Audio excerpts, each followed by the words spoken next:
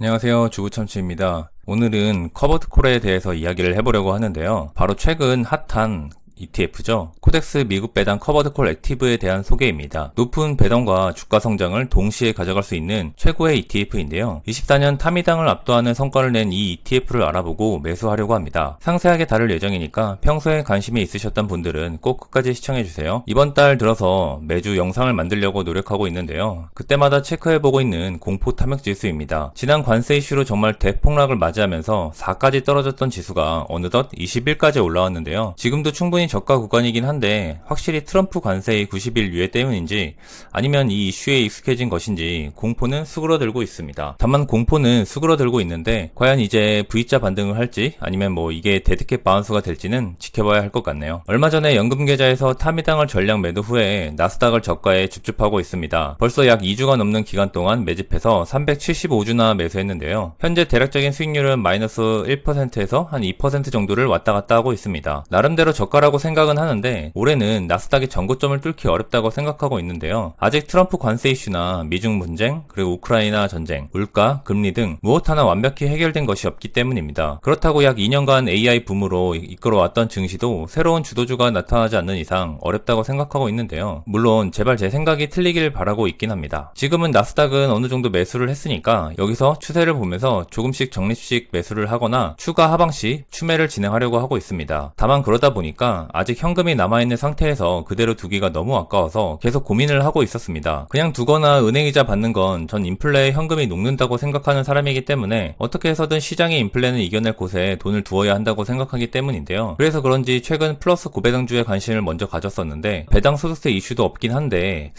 이게 맞나 싶어서 고민을 정말 많이 했는데 결국은 국장이기 때문에 도저히 손이 나가지 않는다는 점과 이미 충분히 주가도 많이 올라와 있는 상태라서 배당률도 5%대로 만족할 만한 수치가 되지는 못했기 때문에 매수는 포기했습니다. 그래서 이제는 커버드콜에 다시 관심을 가지고 있었는데요. 제가 평소 커버드콜을 투자하지는 않는 이유는 높은 배당금에 비례해서 원금이 높기 때문이었습니다. 저도 제피나 TLTW 등 미국 직투에서 높은 배당에 이끌려서 커버드콜 투자를 했었는데 방향성이 맞지 않아 중단했었습니다. 무엇보다 주가 상승의 제한이라는 큰 벽에 부딪히기 때문인데요. 그런데 웬걸 국내 상장 ETF에서 커버드콜급의 배당을 주면서도 주가 성장도 하는 ETF를 발견했습니다. 오늘 소개해드릴 메인 이야기인데요. 바로 코덱스 미국 배당 커버드콜 액티브입니다. 미국 배당이라고 해서 한국판 슈드를 생각하실 텐데 슈드는 아닙니다. 이름은 비슷하지만 기초 지수가 다르기도 하고 방향성도 다르기 때문에 완전히 다른 종목인데요. 삼성 자산운용 사이트에서도 소개를 배당과 주가 성장까지 동시에 추구하는 ETF로 소개하고 있습니다. 미국의 제피는 약 20%의 콜옵션 매도로 높은 배당을 추구하고 어느 정도 주가 성장도 따라가기 위해 노력한 ETF입니다만 사실 성과 자체는 실망스럽습니다. 나스닥이나 S&P 올라간 주가를 생각하면 말이죠. 한국판 슈드의 대표인 타이거 미국 배당 다우존스가 미국의 다우존스 100을 기초지수로 하는 SCHD잖아요. 이건 S&P 500을 중심으로 미국의 ETF인 디보의 한국판입니다. 본 ETF 자체가 16년도에 상장해서 현재는 배당률은 대략 한 5% 정도 되고 구성 종목으로는 기술주와 가치주도 다양하게 밸런스 있게 포함되어 있습니다. S&P 500의 우량주를 중심으로 종목 선정을 했으니까 당연하겠죠. 본격적인 코덱스 미국 배당 커버드콜 액티브 종목 소개를 앞서서 이 종목의 본판인 디보에 대해서 알아보려고 합니다. 뿌리를 알아야 더 이해가 빠르겠죠. 디보와 부의 비교 성과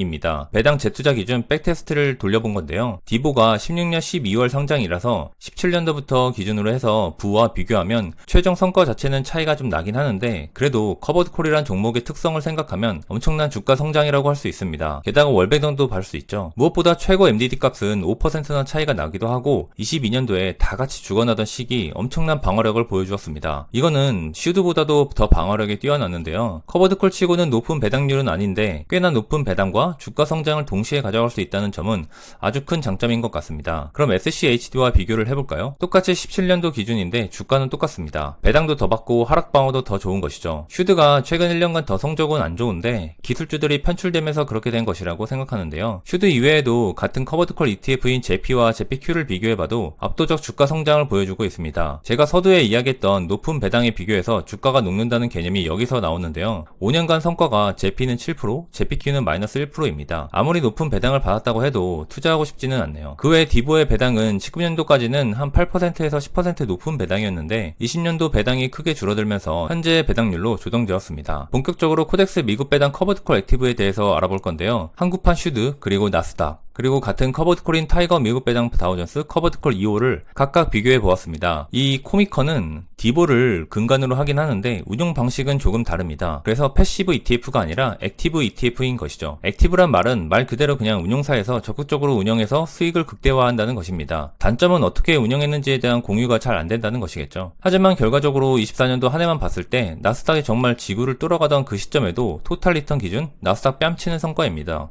무려 44%의 수익인데요. 정말 엄청납니다.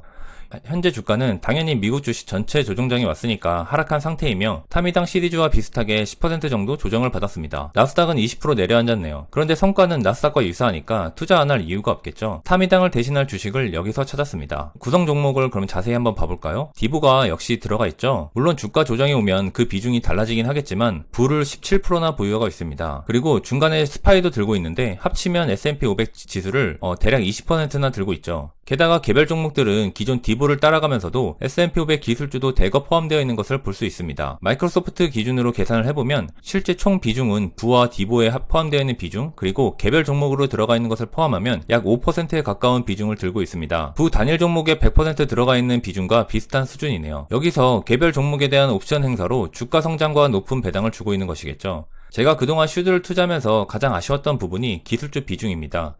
그런데 그 해결을 이 ETF가 해주고 있네요. 참고로 옵션 매도 커버드콜에 대해서 모르시는 분들을 위해서 토스에서 좋은 설명이 있어서 가져왔습니다. 정말 간단하게 말하면 내가 A 주식을 살 권리를 1,000원에 판다는 것인데 수수료 개념으로 100원의 프리미엄을 받고 파는 거예요. 그리고 그 가격이 1,000원에 살 권리인데 주가가 만약 800원이 되었다?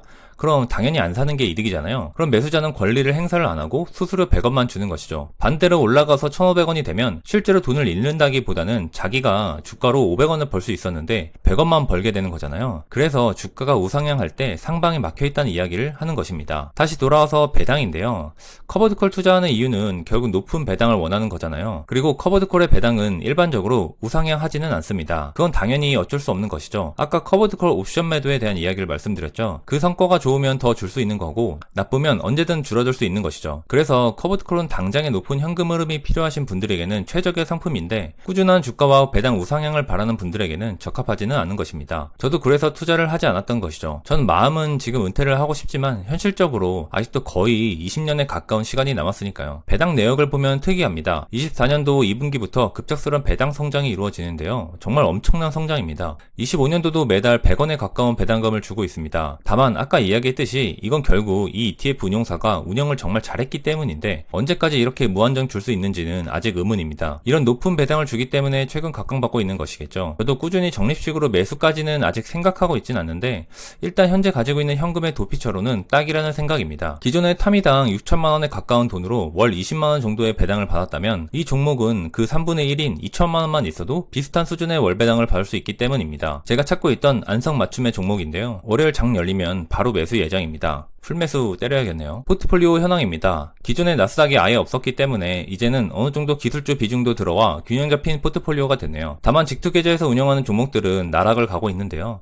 그리고 10월에 기존 세입자 한 분이 퇴거를 하신다고 해서 부동산 보증금으로 빼줘야 합니다. 현재 그분이 1억 4천만 원의 보증금이 있는데 부동산에선 다음번에 조금 줄여야 한다고 하네요. 1억 원 정도로 줄여야 한다고 해서 4천만 원 정도 빼줘야 할 것 같아 기존 수익 중인 종목들의 수익 실현 후 매도해야 하는 시기가 다가오고 있습니다. 열심히 본업도 월급 줍줍해야겠네요. 뭐 보증금이 다시 월세로 치환되어서 월세가 더 높아지니까 월 현금 흐름이 더 좋아진다는 개념이긴 한데 주식에서 돈을 뺀다는 개념 자체가 제게는 조금 아쉽습니다. 제가 투자금이 늘어났다가 빠졌다가 하는 이유도 이 이유이기도 하죠. 요즘 같은 우중충한 시기에는 역시나 본업에 충실하면서 매수하는 것이라고 생각합니다. 이제 돌아오는 주는 제가 또 태국 출장에 있는데요. 5월에도 다시 또 태국 출장을 가고 6월에는 베트남 가족여행을 갑니다. 거의 매월마다 일주일씩 빼먹네요. 다음 주에 나스닥이 떡상하길 기도하면서 코덱스 미국 배당 커버드콜 액티브 소개를 마치겠습니다. 시청해주셔서 감사합니다.